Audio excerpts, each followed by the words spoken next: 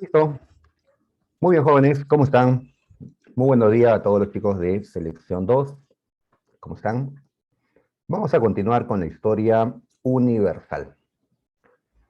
A ver, para el día de hoy tenemos programado los temas Revolución China y Guerra de Corea. Sin embargo, quedó una parte pendiente de la semana anterior. No habíamos culminado la descolonización. Por eso me estoy ubicando en la diapositiva de la semana pasada para terminar esta parte, ¿ya? Y luego poder desarrollar los temas que tocan, pues, para esta semana. Muy bien, entonces, con su permiso, vamos a ya terminar esta parte. Me voy a ubicar, pues, donde nos quedamos. Aquí, ¿ya? Recuerdo que aquí, justo aquí, nos quedamos la semana pasada. La independencia de la India. Muy bien. Hablar de la independencia de la India y de otras colonias luego de la Segunda Guerra Mundial, pues nos introduce a un tema que llamamos la descolonización. Así es. Ustedes recuerdan que en el siglo XIX, sobre todo, gran parte de Asia y casi toda África habían caído bajo el imperialismo. Las potencias de ese tiempo, mayormente europeas, habían dominado África y Asia. Ahora que esas potencias están muy debilitadas por la Segunda Guerra Mundial, pues las colonias van a empezar su independencia. Por ejemplo, la India se va a independizar en 1947. Va a ser la primera colonia que se independizó después de la Segunda Guerra Mundial. Ahora, las luchas vinieron desde mucho antes. Desde antes de la Segunda Guerra, ellos estaban intentando liberarse del dominio inglés, porque la India era la colonia más importante que tenía el imperio inglés o británico. Pero recién ahora se dan pues las condiciones para que la India pueda independizarse, ya que Inglaterra ha quedado muy débil luego de la dura guerra que tuvo contra la Alemania nazi. Inglaterra, que tenía tantas colonias, ahora no tiene las fuerzas suficientes para seguir dominando tantas colonias en el mundo. Pues bien, entonces, así estamos volviendo a entrar pues a este tema de la descolonización o la independencia de los pueblos africanos y asiáticos. Muy bien, ahí está, ¿no? En el caso de la India, tenemos que destacar a este personaje, que ya la Universidad de San Marcos ha preguntado por él. Su nombre, pues, Mohandas Gandhi. Gandhi, ¿ya? A él se le va a conocer con el nombre, digamos, de el Mahatma, el gran alma, el Mahatma Gandhi, se le suele llamar, ¿ya? Aunque su nombre en sí es Mohandas Gandhi. Y no lo vayan a confundir con Indira Gandhi, ¿ya? Que va a ser una gobernante de la India unos años después, ¿ya? A pesar que ambos son Gandhi, no son parientes. Muy bien. Mohandas Gandhi, pues, era parte de un partido que estaba tras la independencia de la India. Este era el Partido del Congreso, ¿ya? El Partido del Congreso. Pues aquí la burguesía de la India, desde ese partido, estaba buscando esta independencia. Cuando Gandhi asume el liderazgo, pues lo que va a impulsar es un método, ya, pues bastante extraño, digamos, para conseguir la independencia de la India. Porque las luchas por independencia que conocemos son luchas violentas. En el mismo Perú, pues nuestra independencia fue un proceso violento. Desde Tupac Amaru II, Francisco de Sela, ¿no? Hasta la batalla de Ayacucho, pues ha habido mucha violencia en ambos bandos, ¿no? Pues Gandhi lo que va a promover es la desobediencia civil. ¿Qué significa esto? Pues significa eh, desconocer la autoridad colonial, ¿no? Que la sociedad no obedezca a sus autoridades, porque son autoridades inglesas o son autoridades de la India, pero al servicio de Inglaterra, desconocer su autoridad.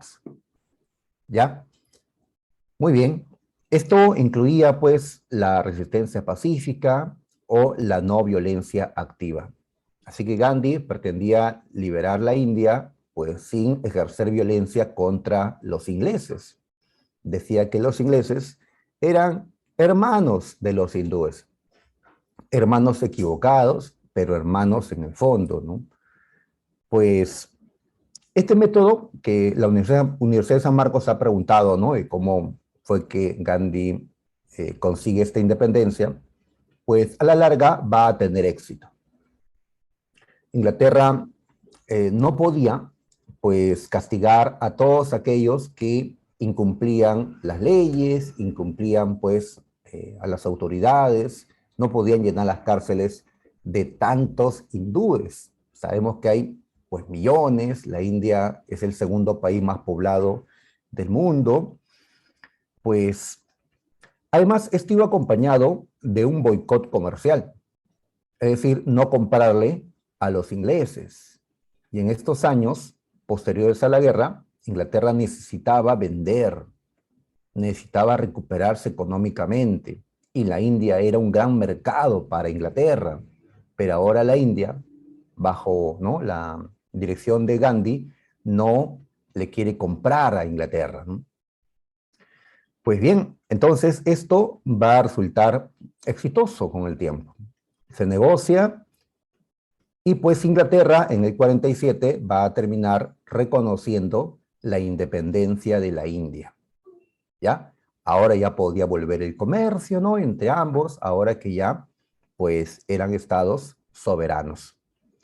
Muy bien, pero no todo fue felicidad, ¿no? Ya, por un lado, los hindúes celebraban la independencia, pero por otro lado, van a caer con una gran molestia porque eh, algo había pasado con el territorio de la India. ¿Ya? ¿Qué había pasado? Pues la India se había dividido en dos. ¿Ya? Antes de eso, por acá mencionamos que el que ejerció el gobierno en la India como primer ministro fue Nehru, que era una de las cabezas del partido del Congreso. Muy bien, le decía que la India va a ser partido en dos estados. Eso lo vemos en este mapa, ¿ya? La India tenía como territorio pues toda esta península y hasta donde se encuentra la línea roja. ¿Ya? Hasta la línea roja era el territorio de la India. Pero ¿qué hizo Inglaterra? Inglaterra partió el territorio bueno, partió el país en dos países, en dos estados. ¿Ya? Entonces lo que está de color moradito sigue siendo la India o la Unión India. Y lo que aparece de color anaranjado, tanto en la zona oeste como en la zona este, pues viene a ser Pakistán. ¿Ya? En 1947 nació el país de Pakistán. ¿Quiénes habían, eh, digamos, impulsado la creación de Pakistán? Pues Gandhi no, los hindúes propiamente no. Pues dentro de la India había una liga musulmana dirigida por Jinnah. Ellos buscaban tener un estado propio. Me refiero a que esta liga musulmana, como su nombre lo dice, representaba a millones de musulmanes que vivían dentro de la India. Y a pesar que eran ya varios millones, eran una minoría frente a tantos millones de indios que profesaban la religión hinduista. La mayoría eran hinduistas, pero había una importante minoría musulmana. ¿Cómo llegó la religión musulmana hasta aquí? Si eso es de los árabes, tal vez preguntarán. Pues recuerden que desde la Edad Media los árabes se habían expandido, habían creado un gran imperio, habían llegado hasta la India, habían difundido su religión, la musulmana o el Islam. Entonces, los musulmanes eran monoteístas frente a los hindúes que, bueno, son en esencia politeístas, ¿no? Así que esto se aceptó y así la India se partió en dos, ¿ya? Se partió en dos. Los pakistaníes, como le vamos a llamar ahora pues a estos musulmanes que han logrado crear, ¿no?, un estado propio, celebran doble, ¿no? No solo se han separado de Inglaterra, sino que también se han separado del resto de hindúes, de los hinduistas. Pues bien, ya, en cambio, los hindúes, pues, están molestos porque el país, pues, ha sido partido, ¿no? ¿Ya? Y van a estar en contra de la creación de Pakistán. ¿Esto qué consecuencias sociales va a traer? ¿Ya? Estas flechitas algo nos indican que si eres musulmán y vives dentro del territorio de la India, pues vas a tener que emigrar a Pakistán. Y si estás en territorio pakistaní, pero no eres musulmán, vas a tener que emigrar ¿no?, al otro lado, ¿no?, a la India hindú. Y así millones van a verse forzados a trasladarse para no ser pues una minoría que pueda ser, que pueda sufrir alguna situación, porque lo que se viene es ¿ya?, es un conflicto entre la India y Pakistán. Y en ese traslado, pues mucha gente va a sufrir, hasta va a encontrar la muerte. Muy bien, Gandhi, como siempre, va a promover la no violencia, ¿ya? No enfrentar a los pakistaníes, no a la violencia, los pakistaníes son también nuestros hermanos, hasta que esta prédica de la no violencia habrá cansado a muchos de la India. Uno de ellos terminó dándole pues un balazo. Gandhi fue asesinado y sin Gandhi, ahora la India y Pakistán pues se van a involucrar en conflictos. ¿Ya? La India no va a aceptar la separación territorial y también va a darse un conflicto por el territorio de Cachemira, que está al norte, como puedes ver en este mapa, ¿no? Muy bien, ¿ya? Antes de pasar, a ver, con el tiempo van a surgir más estados, más estados. He mencionado solo dos, pero con el tiempo, el territorio pakistaní de la zona oriental, ¿ya? Pakistán oriental, va a separarse de Pakistán occidental. Pakistán oriental va a convertirse en un nuevo estado que llamamos Bangladesh. Bangladesh.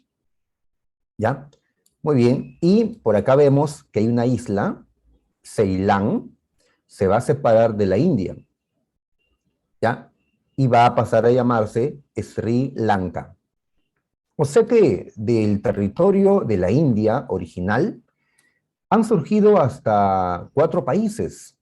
La India, Pakistán, ahora ya no tenemos por qué llamarle Pakistán occidental porque solo hay uno, Pakistán, Bangladesh y Sri Lanka. ¿Ya? Este territorio pues bastante grande se ha fraccionado. ¿Ya? Allí vemos. En el 47, sin embargo, solamente surgieron 2, la India y Pakistán. ¿Ya? Lo otro, Bangladesh, Sri Lanka, surgieron después. Muy bien. Pakistán con los años se acercó a Estados Unidos. Recuerde que todo esto ocurre en el contexto de la Guerra Fría. La Unión India, pues, va a tener una tendencia socialista no va a ser un país alineado a la Unión Soviética, pero va a tener una tendencia socialista. Así que la Guerra Fría también lo vemos acá, ¿ya? Entre un Pakistán alineado con Estados Unidos y una Unión India que trata de ser neutral, pero pues por la Guerra Fría tuvo un acercamiento con la Unión Soviética. Con los años, ambos países van a tener armas nucleares. Armas nucleares. Estos dos están entre los pocos países que tienen armas nucleares en el mundo. Ya dijimos que son un puñado nada más, ¿no? Estados Unidos, Unión Soviética, Inglaterra, Francia, China Popular, Pakistán, la India, Israel, y bueno, pues se cierra la lista, ¿no? Por ahí dicen Corea del Norte, pero ya tengo mis dudas. Así que, pues, ese club selecto de países que tienen armas nucleares, ¿no? Y los demás, pues, no tenemos, ni podemos tener, no podemos comprar, no podemos fabricarlo. Está prohibido por el Tratado de No Proliferación Nuclear. Muy bien. Dejamos a la India con sus problemas, ¿no? Con Pakistán, ¿ya? Y por acá en este cuadro mencionamos otros casos de independencia, ¿no? Tenemos el caso de Egipto. Egipto consiguió su independencia, o mejor, consolidó su independencia porque habían declarado su independencia años atrás, pero pues los ingleses no se habían ido. Recién se van. Entonces, para 1953, Egipto ya es realmente independiente. Ya frente a Inglaterra, por supuesto, que controlaba este territorio. ¿Y por qué Inglaterra había tenido interés en Egipto, recordarán? Porque en territorio egipcio se encuentra el Canal de Suez. Este canal que permite el paso de los barcos del Mediterráneo al Mar Rojo. Este canal que permite el comercio entre Europa y Asia, ¿no? Asia Oriental, ¿no? Muy importante, Inglaterra conservó la propiedad del canal, pero pues aceptó la independencia de Egipto, ¿no? Unos añitos después, un presidente de Egipto, Gamal Abdel Nasser, lo que va a hacer es, pues, nacionalizar el canal de Suez. Nacionalizar el canal de Suez. Estamos en unos años, los 50, 60, donde, pues, no solo se están dando luchas independentistas, luchas nacionalistas, sino también se están dando medidas nacionalistas, nacionalizaciones o expropiaciones de empresas, de, pues, zonas estratégicas para cada país. De ahí que no sorprende que en el Perú también pase lo mismo, ¿ya? La nacionalización que en los 60 va a iniciar, pues, Velasco Alvarado, ¿no? Muy bien, este presidente egipcio, Nasser, va a promover el panarabismo, es decir, un nacionalismo árabe. Existían en el norte de África y también en Asia diversos estados egipcios, diversos países que se reconocían como, diversos países árabes, diversos estados que se reconocían como árabes, porque compartían el árabe como lengua materna, porque además compartían el Islam, compartían la cultura árabe. Recuerden que en la Edad Media los árabes se expandieron y, bueno, se establecieron en diferentes lugares de África y Asia. De ahí que, pues, existan diversos estados árabes.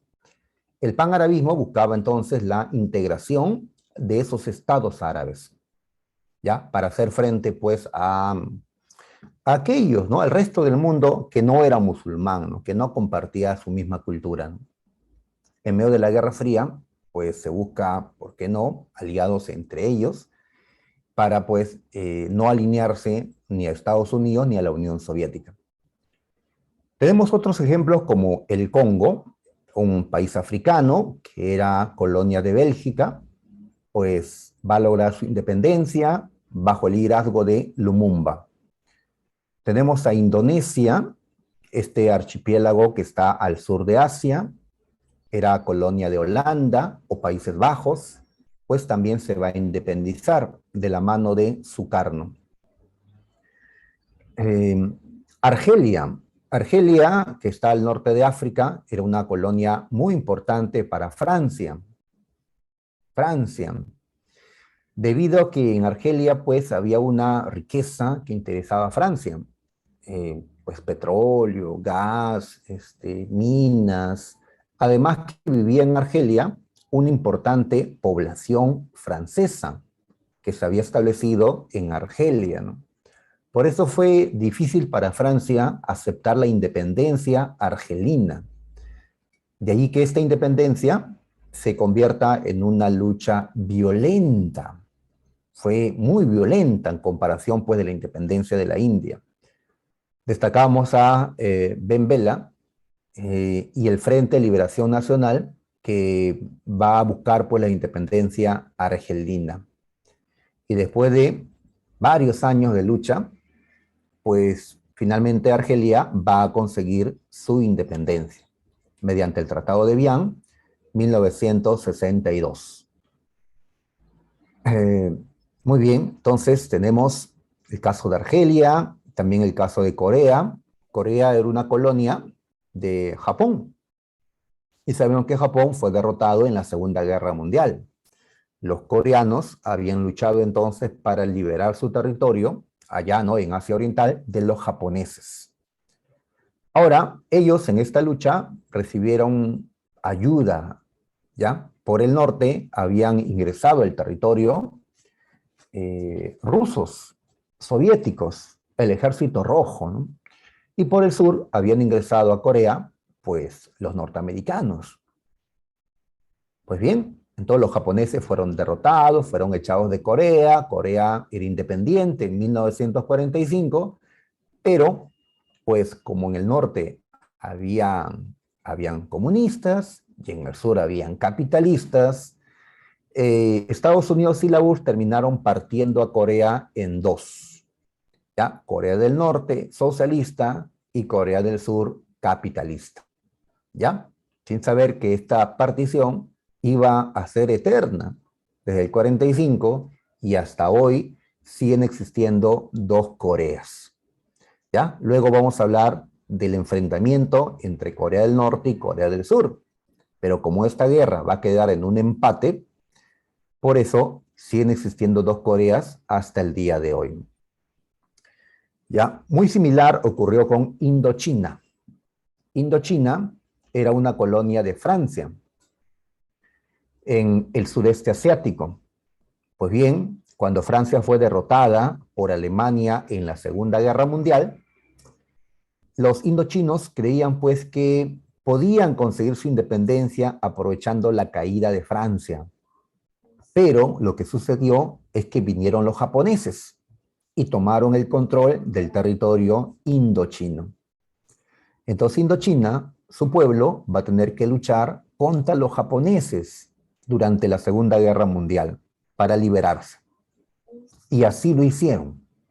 Así lo hicieron. Se liberaron de los japoneses. Japón, claro, fue derrotado también por Estados Unidos en la Segunda Guerra, ¿no?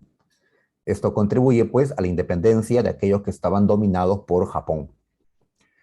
Y cuando ya se creían independientes, los indochinos, Francia regresó a reclamar su antigua colonia, ¿no? No, que Indochina es mía, ¿no? Y así se restableció el colonialismo francés en Indochina. Muy bien, había que volver a luchar por la independencia, ¿ya? En este caso vamos a destacar al Viet Minh, ¿ya? El Viet Minh es un movimiento político cuyo propósito va a ser, pues, conseguir la independencia de Indochina. ¿ya? Fue esta Liga para la Independencia de Indochina, el Viet Minh, ¿ya? ¿Quién lidera el Viet Minh? Pues Ho Chi Minh, Ho Chi Minh para los amigos, Ho Chi Minh, ¿ya? Muy bien. Aquí a veces nos confundimos entre el Viet Minh y el Viet Cong. El Viet Minh, ¿ya? Fue este movimiento que va a luchar por la independencia. ¿Y contra quiénes va a pelear? Pues va a pelear contra los franceses. A esta guerra de independencia de Indochina, promovida por el Viet Minh, le vamos a llamar la Guerra de Indochina. En cambio, años después, cuando peleen contra los norteamericanos, ¿ya? Para poder unir todo Vietnam, pues a esa guerra ya le llamaremos la Guerra del Vietnam. Y los protagonistas en esa guerra de Vietnam van a ser unos guerrilleros llamados el Viet Cong. El Viet Cong, ¿ya? Entonces el Viet Minh se enfrentó a los franceses en la guerra de Indochina. El Viet Cong, que luego vamos a comentar la próxima semana todavía, pues peleó contra los norteamericanos en la guerra de Vietnam, ¿ya? Así que no confundamos entre el Viet Minh y el Viet Cong, ¿ya? Que pues es fácil confundir, ¿no? Suena parecido, ¿no? Muy bien, los franceses entonces luchaban, ya no era fácil porque al mismo tiempo que luchaban en Indochina, luchaban en Argelia, luchaban en otros lugares, y esto era muy difícil. Y ya sabes que en estos años Estados Unidos no apoyó a Francia, no apoyó a Inglaterra, no apoyó a Bélgica, etcétera. Estados Unidos más bien esperaba la independencia de estos pueblos. ¿Y para qué? Para luego buscar jalarlos a su bando, porque el mundo ya no debía estar dominado por Francia, por Inglaterra, por los europeos y japoneses. No, ahora el mundo, después de la Segunda Guerra Mundial, debía estar dominado por Estados Unidos o por la Unión Soviética, dirán pues los comunistas, ¿no? Pues de allí que no apoyen, ¿no? Francia fue derrotada en la batalla de Dien Bien Phu. ¿Ya? Francia fue derrotada en 1954 y así, pues los franceses no tienen otra que aceptar la independencia de Indochina en la conferencia de Ginebra. ¿Ya? En esa conferencia, además, Indochina se divide en tres. Habían tres naciones, así que se separan. Nace Laos, Camboya y Vietnam. Pero Vietnam, a su vez, fue dividida en dos, Vietnam del Norte y Vietnam del Sur, ya que en el norte pues, predominó el socialismo, comunismo, y en el sur se estableció un gobierno capitalista, aliado de Estados Unidos. ¿Ya? Entonces también surgieron dos Vietnam en 1954. ¿Ya? La guerra de Vietnam fue la guerra para que de los dos solamente quede uno. Y en efecto, así va a ser. ¿Ya? De la guerra de Vietnam va a salir un solo Vietnam. Por eso existe un Vietnam nada más actualmente. En cambio, en la guerra de Corea, como fue un empate, pues siguen existiendo dos Coreas hasta el día de hoy. Muy bien. Bueno, aquí tenemos un mapa de África, donde vemos pues cómo se están independizando también los países africanos, ¿no?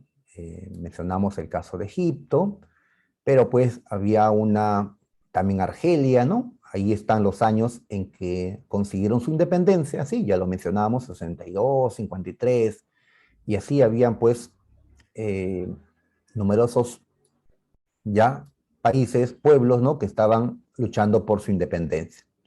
50, 60, 70, pues los pueblos de África consiguieron su independencia. Muy bien, ahí está, ¿no? Los colores, pues, significan que, pues, contra quién luchaban, ¿no? Como verás, gran parte del norte de África ya estaba dominado por los franceses, ¿sí? Eso lo hemos visto hemos dicho que Francia fue el que más colonizó territorio africano, pues Francia, ¿ya? También Inglaterra, como vemos el color rojo que está bastante presente. Muy bien, pues ahora van a perder los territorios, ¿no? Igual Bélgica, Portugal, España, Italia. Bueno, Sudáfrica se va a fraccionar. Ahora, hay un par de territorios que no tienen esos colores, ¿no? Que están de color gris. Verás Liberia y Etiopía. ¿Por qué no los pintan de un color de una potencia y por qué no tienen un año de independencia? ¿Por qué razón, muchachos?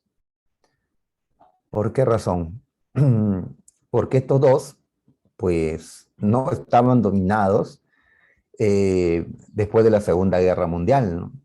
Los italianos habían terminado fracasando en Etiopía y Liberia se había mantenido, bueno, pues, independiente, había cierto nexo con Estados Unidos, pero, pues, era un estado independiente, por eso no tienen una fecha o un colorcito específico. Muy bien, las naciones africanas se independizaban, ¿ya? Inglaterra y Francia, pues ya no van a controlarlos.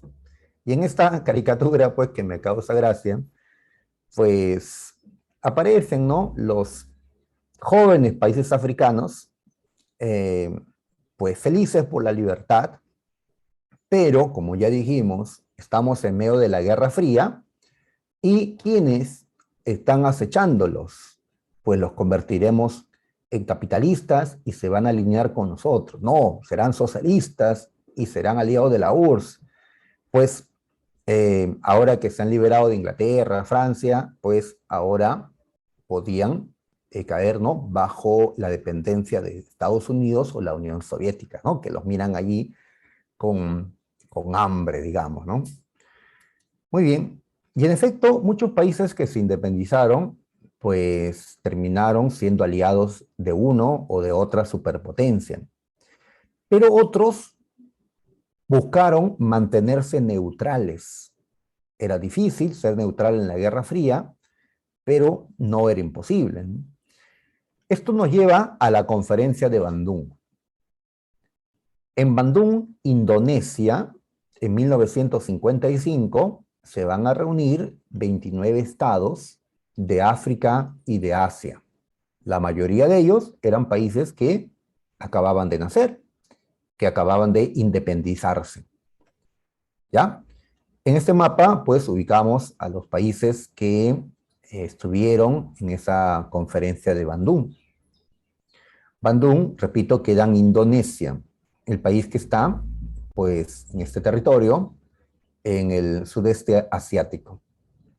Allí. Muy bien. ¿Quiénes destacaron en esta reunión? Pues destacó Sukarno, un líder de la independencia de Indonesia, presidente de Indonesia en ese momento, el anfitrión de la reunión, porque la reunión se daba en su país. También destacó Nehru, primer ministro de la India. ¿Ya? Recuerda que Gandhi ha muerto ya, Nehru era el primer ministro. ¿Ya? Él fue padre de Indira Gandhi, que después también asumió el mando de la India. Indira, por cierto, era una mujer, ¿no? Por eso me sorprende que algunos confundan a Indira Gandhi con el Mahatma Gandhi. Y también está, pues, Nasser, presidente de Egipto. Muy bien, entonces ellos destacaron en esta conferencia de Bandung. Ahora, ¿qué van a plantear ellos en su reunión? Pues la condena al colonialismo, porque aún habían muchos pueblos dominados por los europeos. ¿Ya? Así que se va a condenar el colonialismo, pues exigiendo la independencia de todas las naciones, ¿no?, y la igualdad entre todos ellos, ¿no? Se va a promover también una política de neutralidad frente a la Guerra Fría. Es decir, que podías ser capitalista, organizarte en torno a la propiedad privada de los medios de producción, o podía ser socialista, organizarte en torno a la propiedad estatal de los medios de producción, pero eso no te obligaba a alinearte con Estados Unidos o con la Unión Soviética, a ser parte de su grupo, a depender de ellos. Era posible mantener una neutralidad, así seas capitalista o socialista, ¿no? Pues bien, entonces esto se plantea, se defiende en la conferencia de Bandung. Ahora, de estos planteamientos, pues va a nacer un nuevo movimiento en el mundo, el movimiento de los países no alineados, los no alineados. Aquellos, pues, que no van a depender ni de Washington, D.C., ni de Moscú, ¿ya? Ni de la Casa Blanca, ni del Kremlin. Aquellos que van a esforzarse por mantenerse neutrales. Ya, repito, lo cual no era fácil, ¿no? Porque un país joven, nuevo, necesita pues inversión, necesita crédito, necesita préstamos, necesita exportar y, bueno, tiene que relacionarse o con el bloque socialista o con el bloque capitalista, ¿no? Con las superpotencias. Ahora, unos años después, en el 61, se dio la Conferencia de Belgrado. Belgrado queda en Yugoslavia. Yugoslavia era una república socialista en estos años. Pero Yugoslavia no se había alineado con la Unión Soviética. A pesar que era un país europeo, socialista, Yugoslavia no se había alineado con la Unión Soviética. El gobernante de Yugoslavia, el mariscal Tito, como se le conoce, su nombre verdadero es Josip Broz, pues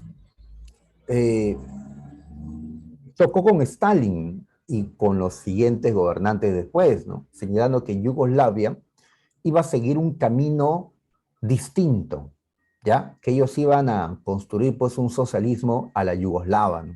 Y no tomando el modelo pues soviético, ¿no? Que ellos no iban a alinearse. Por eso Yugoslavia no perteneció al Pacto de Varsovia, a la alianza militar que tenía la Unión Soviética en Europa Oriental, ¿no? ¿Ya? Muy bien. Entonces Yugoslavia era neutral en la Guerra Fría. Por más que era socialista, era neutral porque no estaba con la Unión Soviética, tampoco con Estados Unidos. Entonces, Yugoslavia buscó pues aliados, buscó otro grupo y encontró pues a los no alineados. ¿Ya? En su país se celebró esta reunión. En este caso, el anfitrión, ¿no? El que ya recibió a los demás, fue el mariscal Tito. Y muy bien, se dice que en la conferencia de Belgrado nació oficialmente el movimiento de países no alineados. Aquello que se había planteado en la conferencia de Bandung, ahora pues se va a hacer realidad. Y este movimiento de los no alineados se mantiene hasta el día de hoy, ¿no? Actualmente ya existen pues muchos más países que son parte de este movimiento. Como verás, incluido Perú. En tiempo de Velasco Alvarado, Perú también integró el movimiento no alineado. Recuerda pues lo que pasaba en tiempos de Velasco, ¿no? Si es que ya han visto a este militar. Muy bien. Entonces, vamos a dejar con esto la descolonización, ¿ya? Y vamos a pasar ahora a ver, pues, los temas que corresponden a esta semana, ¿ya? Empezando con la Revolución China.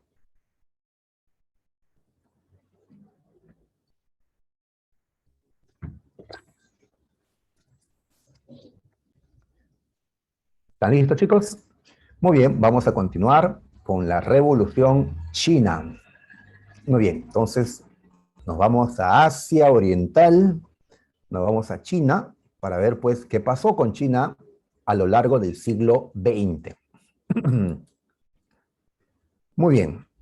A ver, China eh, durante más de 2000 años había sido un imperio. ¿Recuerdas a Qin Shi Huangdi?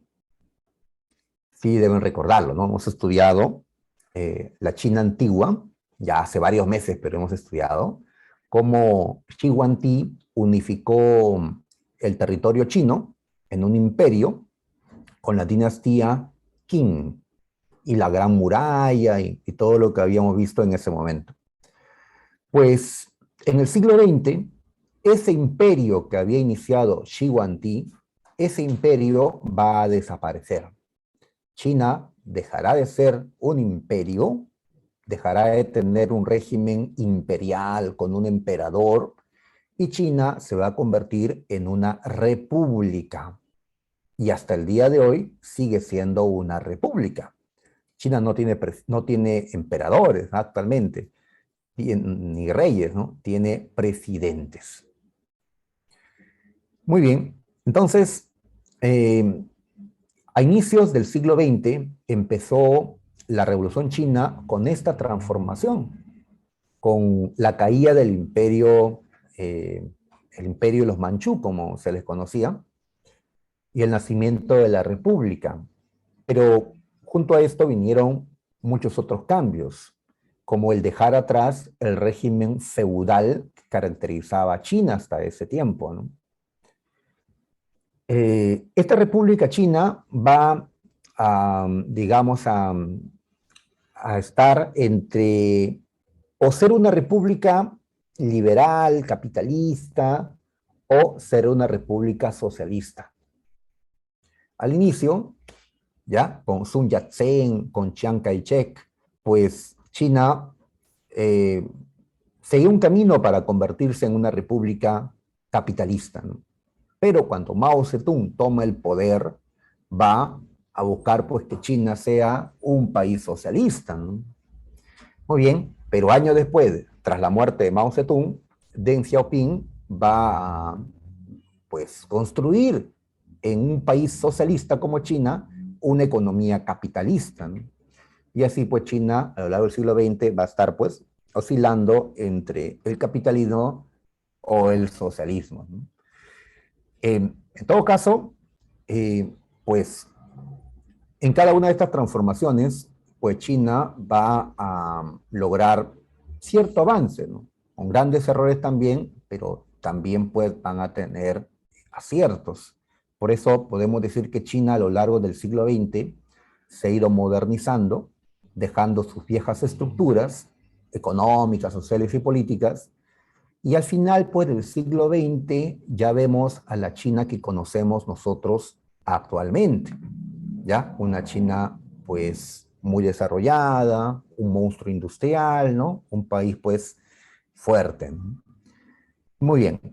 Entonces, vamos a colocar las causas de esta revolución china. A ver, número uno, el atraso. Así es, porque China mantenía una estructura feudal. ¿Ya? Estamos en el siglo XX y China todavía era un país feudal. ¿Ya? El feudalismo en Occidente, bueno, en los países más desarrollados de Occidente, el feudalismo ya había sido pues superado desde mucho tiempo atrás. ¿Ya? El Occidente era pues capitalista, ¿no? A inicio del siglo XX, ¿no? Pues China mantenía estructuras feudales. La mayoría de la población en China eran campesinos sin tierras propias que estaban bajo un régimen de servidumbre. O sea, pues vivían en una tierra que no era suya y le debían obediencia al dueño de la tierra, al señor feudal, al señor de la guerra o Tichun, como le podemos llamar a los señores feudales de China. Y ellos pues explotaban a la población campesina, ¿no? Que se mantenían pues en la pobreza, ¿no? Con una gran desigualdad en el campo. China era un país pues agrícola, un país feudal, un país desigual, pues China tenía que dejar estas estructuras feudales, ¿ya? sea el proyecto capitalista o el proyecto socialista, pues en ambos casos el feudalismo tenía que ser pues dejado atrás. Por otro lado, recordemos que China fue víctima del imperialismo. ¿Recuerdan siglo XIX? ¿Recuerdan las guerras del opio? Sí recuerdan, ¿no? Así es, en 1842, pues el imperio chino, derrotado por Inglaterra en la Primera Guerra del Opio, tuvo que entregar Hong Kong por 150 años. Tuvo que darle concesiones en sus puertos a los ingleses. Después, en la Segunda Guerra del Opio, China volvió a perder y tuvo que darle más concesiones a los ingleses y a los franceses. Y con el tiempo van a tener que darle todas estas concesiones pues a las distintas potencias del mundo que van a llegar para controlar su mercado, para controlar sus recursos. Por eso cuando estudiamos esto en el tema el imperialismo, pues mostrábamos esta caricatura donde China es representado como una pizza, ¿ya? Y se le están repartiendo a tajadas, pues, las potencias, ¿sí? Decíamos que acá están representados, pues, Inglaterra, Alemania, Rusia, Francia, Japón, ¿ya? Todos ellos tomaban, pues, algún pedazo de China. Y el emperador, pues, nada podía hacer, había sido derrotado en las guerras del opio, no tenía la fuerza para, pues, impedir todo esto, ¿no? Así que China había caído bajo el imperialismo, ¿ya? No era una colonia totalmente, pero podemos decir que era una semicolonia, ya que por pedazos China estaba pues controlado por potencias extranjeras. Y hubieron luchas para romper con esto. Recordarás la rebelión Taiping o la rebelión de los Boxer, pero pues China fracasó en esos intentos. Ahora en el siglo XX sí van a triunfar, ¿no? Y poco a poco van a poder pues romper con estas dependencias que pues China tenía, ¿no? Por otro lado, el imperio pues era ya un, un estado débil. China pues fue una potencia en Asia tiempo atrás, ¿no? Pero ya en estos años China pues era un estado, era un imperio que el nombre quedaba grande, ¿no? El imperio chino. Eh, la dinastía que gobernaba China, la última dinastía que gobernó China, fue la dinastía Qing, también conocida como Manchú, ya que provenían de la zona norte, la zona de Manchuria. Esta dinastía, pues, era débil, ¿no? Era la que había sido derrotada en las guerras del opio, ¿no? ¿Ya? Y en la misma caricatura se representa al emperador Qing o Manchú, pues, que por más que protesta, nada puede hacer, ¿no? Entonces era necesario, pues, eliminar el régimen imperial, ¿no? Desacreditado, ¿no? Completamente ya en este tiempo, y construir un nuevo régimen, un régimen republicano, ¿no? Por otro lado, había mucha corrupción en el gobierno y también entreguismo, es decir, pues los que dirigían, ¿no? China, pues terminaron sirviendo a los intereses de las potencias imperialistas, ¿no? Esto generó que dentro de China se forme un movimiento, varios movimientos, pero hay uno que destacamos, un movimiento nacionalista. Y como sabemos qué significa el término, pues va a buscar romper con esta dependencia. ¿Ya? Si el imperio, si los manchú se habían pues arrodillado ante las potencias occidentales, había que sacarlos. Entonces con esto pasamos a la primera revolución china. Vamos a llamarle la revolución nacionalista. Esta no es la de Mao Zedong, ¿ya? La revolución nacionalista no es la de Mao Zedong. Esa es la revolución comunista que mencionamos en un momento. Esta revolución nacionalista fue dirigida por Sun Yat-sen, ¿ya? El señor que vemos acá. Sun Yat-sen, ¿ya? Un médico que había estudiado en el extranjero, que va a liderar esta primera revolución exitosa en China, allá en el año de 1911. ¿Ya? Esta revolución va a tener éxito. La consecuencia de esta lucha es que el imperio va a caer en China. El régimen imperial va a ser eliminado. Cayeron los Qing, cayeron los Manchú. El último emperador que tuvo China se llamó Puyi.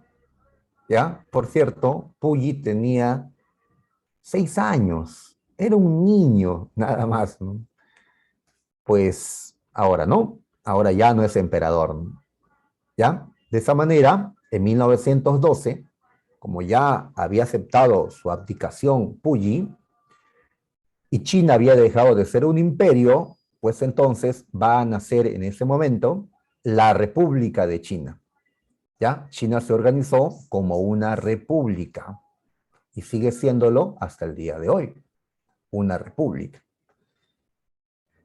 Bueno, hoy es una república gobernada por un solo partido, el Partido Comunista.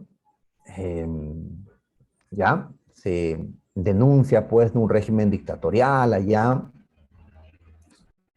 pero sí hay repúblicas pues demoliberales, hay repúblicas socialistas. Muy bien, Sun llegó a ser el primer presidente de China, ¿ya? Llegó a ejercer, ¿no?, la primera presidencia en China. Pero no es que simplemente tumbando al imperio ya todo pues estaba ok, ¿no? No, había muchos problemas dentro de China, ¿no? Porque los señores feudales, los señores de la guerra, en el interior de China, pues se van a resistir, ¿no? Van a querer pues controlar los territorios de manera autónoma, así que faltaba todavía una larga lucha por derrotar al poder feudal y también para romper con la dependencia extranjera, ¿no? Muy bien, entonces los chinos están en ese proceso, ¿ya? Destacamos también que Sun Yat-sen, este personaje, había fundado un partido, el Partido Nacionalista Chino, ¿ya? ¿Qué nombre tenía? Kuomintang, ¿ya? Kuomintang. A veces lo ponen con estas letras, KMT, ¿ya? Por si acaso, no sé que una pregunta parezca KMT y ¿qué es eso, no? Decimos, pues, Kuomintang, ¿ya? Muy bien. Partido Nacionalista le vamos a llamar, ¿ya? Para no confundirnos, no marearnos con estos nombres eh, chinos. Muy bien. ¿Quién fue el líder y fundador, pues? Sun Yat-sen, ¿ya? Hasta su muerte, ¿ya? Cuando muere en un accidente Sun Yat-sen, en 1925, otro hombre va a ser, pues, el líder del Kuomintang y por muchos años. Me refiero a Chiang Kai-shek, ¿ya? Chiang Kai-shek. Muy bien, este hombre va a llegar también a ocupar la presidencia de China, ¿ya? Y con él vamos a pasar ahora a hablar sobre la guerra civil en China. ¿Guerra civil? Sí. En ese tiempo, ¿ya? Para 1925, cuando moría Sun Yat-sen, pues dentro de la Kuomintang, dentro del Partido Nacionalista, se encontraba también el Partido Comunista Chino, pero se van a separar, van a romper su alianza, porque Chiang Kai-shek tomó una posición, eh, era un anticomunista, ¿ya? Pues él va a querer construir una China capitalista, ¿no? Y el Partido Comunista, pues, su nombre lo dice, pues es de ideología, ¿no? Socialista, más relacionada a la Unión Soviética, ¿no? Pues allí, ¿a quién vamos a destacar? En el Partido Comunista. Pues pronto, el hombre que va a asumir el liderazgo del Partido Comunista Chino, pues fue Mao Zedong. Mao Zedong. Así que en esta guerra civil, ¿qué bandos se enfrentaron? El Kuomintang, o Partido Nacionalista, y ¿de quién? De este gobernante, de quien ejercía la presidencia de China, bueno, casi era una dictadura también, pero de derecha, no de izquierda, tenemos a Chiang Kai-shek, versus el Partido Comunista Chino, ¿ya? O PCC, como podemos abreviar, y también lo veo así en preguntas, en textos, no voy a decir que no pongan así y no sepamos qué significa. PCC. También se usa el PCUS, Partido Comunista de la Unión Soviética, ¿no? Que era el hermano mayor, digamos, de este PCC. Muy bien, ¿y quién lideró en esta guerra civil al Partido Comunista Chino? Pues Mao Zedong, ¿ya? También lo puedes encontrar como Mao Zedong, también le llaman Mao Zedong, ¿ya? Pero en sí el nombre que nosotros preferimos es el de Mao Zedong, ¿no? Que es más utilizado. Y ahí vemos pues a Mao. Muy bien, entonces, nacionalistas contra comunistas. Kuomintang contra el PSC, ellos son los que se enfrentan en la guerra civil. Digamos que hubieron dos guerras civiles, dos momentos de la guerra civil. La primera, entre los años 20 y 30. La segunda, ya en los años 40. A ver, si nos ubicamos en la Primera Guerra Civil, ¿quiénes van a vencer al inicio? ¿Los nacionalistas o los comunistas? ¿Chiang o Mao? ¿Ya? ¿Quién va a tener, pues, mayor fuerza militar, mayores tropas? ¿Quién va a vencer al otro? Pues en la primera parte de la guerra civil, el vencedor fue Chiang Kai-shek. ¿Ya? Los comunistas en 1934 fueron derrotados, pero no aniquilados, ¿no? Mao Zedong pues retiró a sus tropas eh, hacia el norte, ¿ya? Y a esta retirada, a lo largo de miles de kilómetros hacia el norte, pues se le conoce como la Larga Marcha. Esto permitió que las fuerzas comunistas no sean aniquiladas por las fuerzas nacionalistas. Entonces, esto era, pues, la derrota de los comunistas en, digamos, la primera fase de la guerra civil. Ya, como se representa en esta imagen, pues los comunistas tuvieron que huir desde el sur, ya, hacia el norte. ¿Ya? Estas líneas moradas nos indican pues esa larga marcha de Mao Zedong. Por acá nos dicen que pues llegaron hasta Yenan, en el norte. Dice que recorrieron cerca de 10.000 kilómetros. ¡Wow! 10.000 kilómetros. ¿Ya? Ahí está. Pues muy bien. Eso fue al inicio, ¿no? En esta primera guerra civil. Pero, pues, ya en la segunda parte va a ser diferente. Muy bien. Ahora, Chiang Kai-shek, de todas maneras, quiere terminar de derrotar a los comunistas, ¿ya? Así que está, pues, más centrado en vencerlos, ¿no? Pero en eso ocurre algo terrible para China. ¿Qué cosa ocurre? Japón invade China. En 1937, ya Japón, que sabía pues de la lucha por el poder que había dentro de China, aprovechando esta situación de enfrentamiento interno dentro de China, Japón en el 37, pues invade un mayor territorio chino. En este mapita podemos representar eso, ¿no?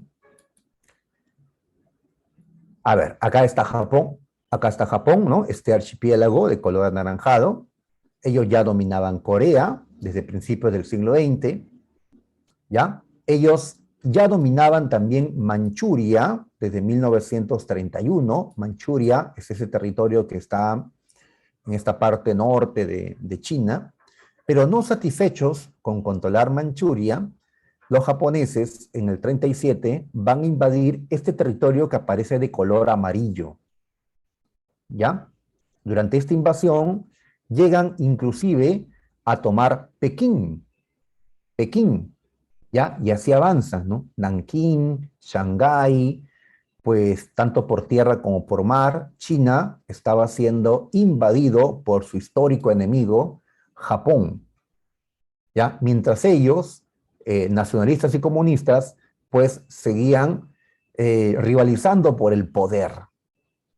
Muy bien, por eso, ¿qué debía ocurrir entre Mao Zedong y Chiang Kai-shek? Debían seguir enfrentándose el presidente Chiang contra el rebelde Mao, o debían darse la tregua para juntos enfrentar al enemigo japonés. ¿Para qué van a seguir peleándose por el poder si al final los japoneses podrían tomar el control de China? Muy bien, ahí está, ahí está. Ahora, al inicio, Chiang Kai-shek no quiso ya una tregua con Mao, quiso aniquilarlo, ¿no? Después ya ver el asunto japonés, pero no, era urgente enfrentar a los japoneses, que eran una mayor amenaza para la República de China que inclusive pues Mao Zedong en ese momento. Como Chiang no estaba de acuerdo, imagínate, sus propios hombres terminaron secuestrándolo, ¿no? Presionándolo para que haga caso, ¿no? Y así Chiang terminó aceptando pues una tregua con Mao Zedong. Por eso cuando vemos imágenes como esta, donde aparece Chiang Kai-shek, ¿no? El calvito, ¿ya? Y Mao Zedong, que está al costado, bueno, acá todavía tiene algo de cabello, Mao Zedong, cuando vemos así juntos, pues es porque se han dado una tregua, ¿no? ¿Ya? Una tregua por enfrentar a los japoneses. Muy bien, año 37, en el año 39, pues empieza la Segunda Guerra Mundial y la guerra China-Japón es parte de la Segunda Guerra Mundial ahora. Japón está en el bando del eje y China, por lo tanto, ¿dónde va a estar? En el bando aliado, en el bando aliado. Ahora, recuerda que en el bando aliado está Estados Unidos y la Unión Soviética. Pues Estados Unidos, con quien quería negociar, pues, era con Chiang Kai-shek, capitalista.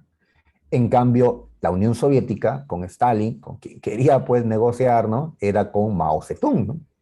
Porque por más que el capitalismo y el socialismo se habían unido en la Segunda Guerra para derrotar al fascismo, pues, de todas maneras, había una pugna entre ellos. Muy bien, ¿cómo termina esto? Pues sabemos que Japón fue derrotado por Estados Unidos en 1945. Por lo tanto, los chinos pueden recuperar el control de su territorio. La Unión Soviética apoya, entra a Manchuria, ¿ya? Y así los japoneses son derrotados, son tomados prisioneros, son expulsados. Facilitó mucho, ¿no? Por supuesto, el que Estados Unidos haya acorralado y derrotado a Japón a finales de la Segunda Guerra, ¿no? Y las bombas atómicas, todo eso, ¿no? Muy bien, entonces, para 1945 ya había terminado la Segunda Guerra y la invasión japonesa a China. Ahora, ¿y la tregua y el pacto entre Mao y Chiang debía mantenerse? Al principio consideraron que sí. En el 46, pues siguen ellos negociando. ¿Por qué no? Eh, elecciones.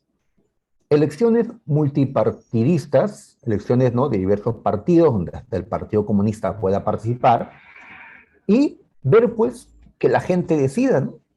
¿Por qué no? Pero Chiang Kai-shek va a terminar rompiendo ¿no?, los pactos con Mao Zedong, y de esa manera se va a reiniciar la guerra civil.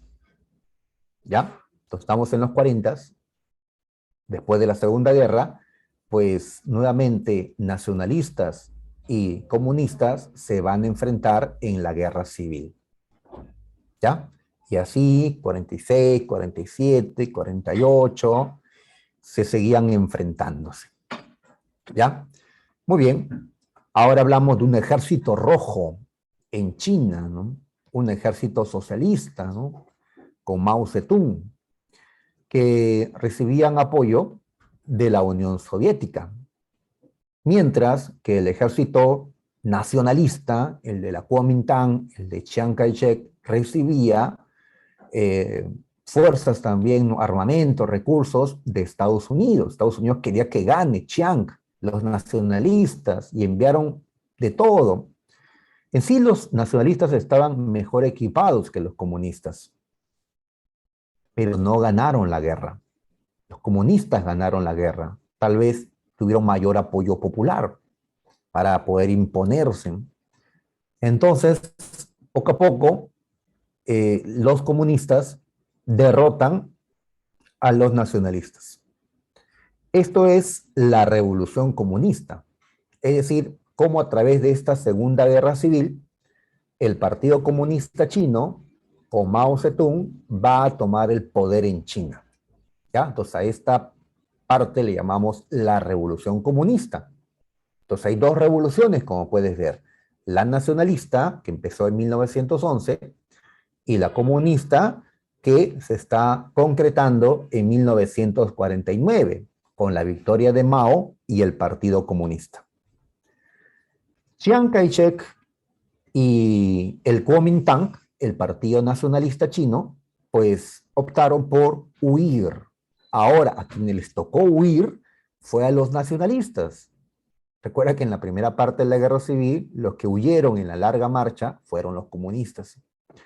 Y así Chiang Kai-shek, ¿a dónde huyó? Huyó a una isla que está cerca a China, una isla china. A ver, por acá en el mapa lo vamos a identificar. Aquí está, esta isla. ¿Ya? ¿Esta isla cómo se llama? Pues Formosa, la isla Formosa. Allí huyó Chiang Kai-shek y el ejército nacionalista. ¿Ya? Muy bien. Y pues en el resto de China, en la China continental, ¿no?, en la China grande, pues poco a poco Mao Zedong toma el control de todo este territorio chino. Muy bien. Mao Zedong va a proclamar la fundación de la República Popular China. ¿Ya? ¿Qué es esto? De color amarillo, ¿no? La República Popular China. También le podemos llamar simplemente China Popular. China Popular. En este contexto no es correcto decirle solo China, porque existía otra China, la de Chiang Kai-shek. ¿Ya? En tiempo de la Guerra Fría tenemos que decirle China Popular. ¿Ya? En cambio, actualmente ya podemos decirle China nada más, a pesar que su nombre sigue siendo República Popular China. Muy bien, esta República Popular va a ser un Estado socialista. Un Estado socialista desde 1949 con Mao Zedong. Su capital, pues Pekín, también llamada Beijing. Ahí está, ¿no? Muy bien, ¿y qué pasó con la isla Formosa? Pues Chiang Kai-shek va a considerar que allí continuaba la República de China. La República, que había nacido en 1912, consideraba que aún seguía existiendo en la isla Formosa. Entonces, a esa isla le podemos llamar la República de China. Pero, para no confundirnos, pues también se le conoce como la República Nacionalista de China, debido a que va a estar controlada por el Partido Nacionalista, el Kuomintang, ¿ya? De Chiang Kai-shek. Por eso en el mapa estamos colocando a las dos Chinas que existieron para 1949 y años siguientes. La República Popular China y lo que estamos llamando la República Nacionalista China, que pues también se le llama simplemente la República de China. ¿Ya? Ustedes leen República de China, en este contexto, pues no se refiere eso a la República Popular.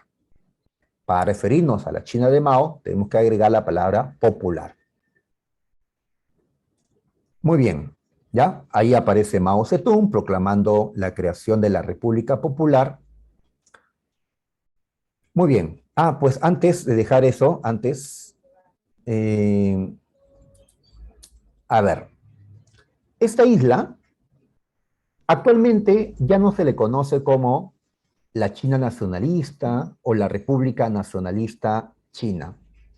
Actualmente se le conoce con otro nombre, Taiwán. ¿Sí? Habrás escuchado Taiwán. Tal vez tengas unas zapatillas, alguna prenda, pues, hecha en Taiwán, ¿no? O algún, no sé, algo tecnológico, ¿no? Ahí está, ¿no? Taiwán, ¿ya? Entonces, por eso, actualmente podemos hablar, cuando decimos China, pues entendemos que nos referimos a la República Popular China, porque a la otra China actualmente le conocemos como Taiwán. Bueno, el problema ya en nuestro tiempo es que Taiwán rehúsa pertenecer a China Popular. Es considerada una república rebelde, ¿no? Ya, mm, no sé, Jara, si allí apareció Buzz Lightyear, ¿no? Ya, a ver si me lo... Ya, de Toy Story, ¿no? Buzz, sí, sí. Ya, bueno, me lo explicas, por favor. A ver, tenemos entonces a un país socialista que acaba de nacer, China Popular. ¿Ya? Muy bien. Y claro, para poder transformar a China en un país socialista, se tienen que aplicar pues medidas que ya conocemos, como la socialización de los medios de producción. Es decir, convertir los medios de producción que eran propiedad privada, convertirlos a propiedad social o estatal. ¿Sí? Eso es socializar los medios de producción, hacer que lo privado sea propiedad estatal ahora. Aquí también hay que señalar lo siguiente, pues es una revolución socialista esta que Mao Zedong ha conseguido en estos momentos. Pero es una revolución socialista, pero diferente a la revolución rusa, porque la revolución rusa fue hecha por obreros. No eran muchos, pero de todas maneras los obreros lo hicieron. Y lo hicieron desde la ciudad, Petrogrado. En cambio, esta revolución socialista china es una revolución de campesinos, hecha desde el campo. Recuerda que China no tenía prácticamente industria. China no tenía, ¿no?, obreros para que hagan la revolución. Por eso la revolución china comunista la hicieron campesinos. Mao es visto como un líder campesino. Entonces aquí hablamos del maoísmo. El maoísmo es, ¿no?, el socialismo, el comunismo, que hemos siempre mencionado, pero pues es diferente del soviético porque pues fue hecho por campesinos. ¿Ya? Muy bien. Por lo tanto, la ideología que se va a establecer en esta nueva China va a ser el marxismo, leninismo, maoísmo, como se le conoce, ¿no? Por los aportes teóricos de Carlos Marx, los aportes que luego hizo Lenin en la Revolución Rusa, explicando cómo era posible que una revolución socialista se puede dar en un país poco desarrollado, ¿no? Y ahora se aporta ideas de Mao Zedong, maoísmo, para explicar cómo es posible que una revolución socialista pueda ser hecha por campesinos y no por obreros, ¿no? Como Marx y Lenin lo habían considerado antes, ¿no? ¿Ya? Bueno, el nombre es largo, por eso podemos llamarle simplemente pues maoísmo, ¿no? A todo esto. Ahora, ¿con quién salía China Popular? Pues obviamente se va a unir con la Unión Soviética, que era pues el Estado socialista más grande, ¿no? Hasta ese momento, ¿no? La Unión Soviética. ¿Quién gobernaba la URSS? Stalin. Así que Mao Zedong y Stalin van a establecer pues un pacto, ¿no? ¿Ya? Hay un tratado de cooperación entre ambos, entre los dos gigantes socialistas que existían pues en estos años de la Guerra Fría, ¿no? Muy bien, se van a eliminar las concesiones que China había otorgado a las potencias. Recuerda, las guerras del opio habían entregado concesiones a los europeos, pues esas concesiones son abolidas. Muy bien, Mao va a contar con la colaboración de la Unión Soviética y se va a impulsar una medida que había tenido éxito en la Unión Soviética con Stalin. ¿Ya? ¿Recuerdan ustedes cómo se llamaron esas medidas que impulsó Stalin en la URSS que permitieron que la Unión Soviética deje de ser rápidamente un país atrasado y se convierte en un país industrializado en poco tiempo? ¿Ya? Tanto así que gracias a esa industria, la URSS pudo derrotar a la Alemania nazi en la Segunda Guerra, construyendo pues numerosos tanques y aviones, máquinas de guerra, cuando antes Rusia no podía construir nada de eso, ¿no? Pues a estas medidas le hemos llamado los planes quinquenales. ¿Ya? Quinquenales, pues eso viene de quinquenio, eran planes para 5 años. El Estado planificaba, promovía eh, la producción, ¿ya? En 5 años, ¿no? Y había que cumplir las metas establecidas de producción. Así que, contando con la colaboración de la Unión Soviética, China Popular va a establecer su primer plan quinquenal en 1952 al 57. Muy bien, entonces se busca promover la industrialización en China.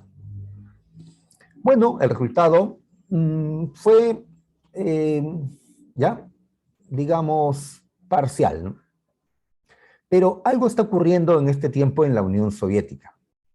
En esos años 50, ¿quién muere en la Unión Soviética? Pues, ¿quién se despidió?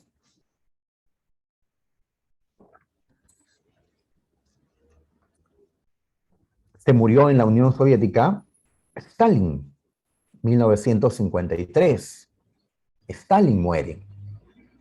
Y quien va a tomar el control de la Unión Soviética fue otro personaje, creo que todavía no lo hemos mencionado, Nikita Khrushchev.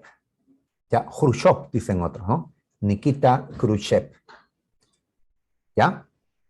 Él es el que va a gobernar ahora en los años 50, en los años 60, ¿ya? Este personaje. Lo vamos a destacar cuando hablemos la próxima semana la crisis de los misiles.